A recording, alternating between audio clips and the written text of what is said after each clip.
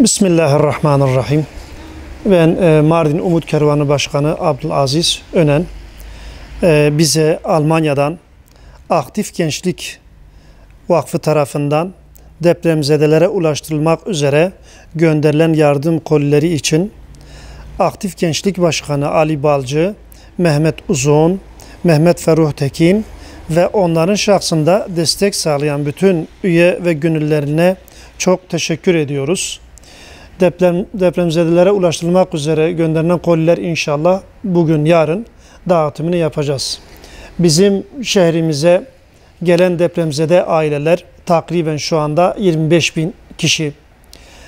Biz bunların takriben 300 aileye ulaşıyoruz. Onların ihtiyaçlarını gidermeye çalışıyoruz. Bu kolileri de onlara ulaştıracağız. Fakat herkesin malumu hayırseverler bunu biliyorlar. Bir süre sonra bu insanların tekrar gıda ihtiyaçları ve diğer ihtiyaçları tekrar oluşuyor. Bunlara da tabii ki ulaşmak lazım, ulaştırmamız lazım.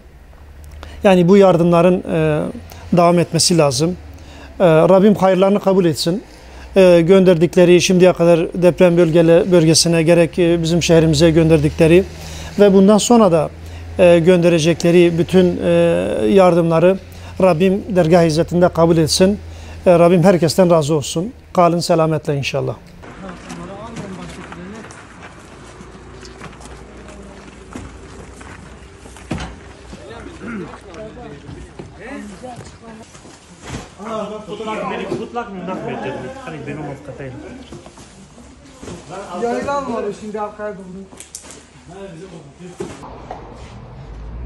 Evet değerli hayırseverlerimiz, Almanya'dan Aktif Jugend yani Aktif Gençlik Vakfı tarafından depremzedelere dağıtılmak üzere Umut Kervanı Mardin şubesine gönderilen yardım kolileri şu an teslim almış bulunuyoruz.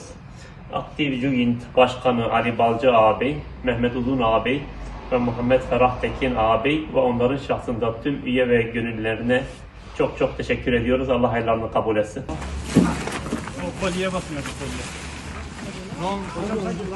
Kediye bakma hayvan hakları. Ama sanmışlar ya. Mahalle mi çıkıyor çabuk? Işık olarak. Getirdiniz mi?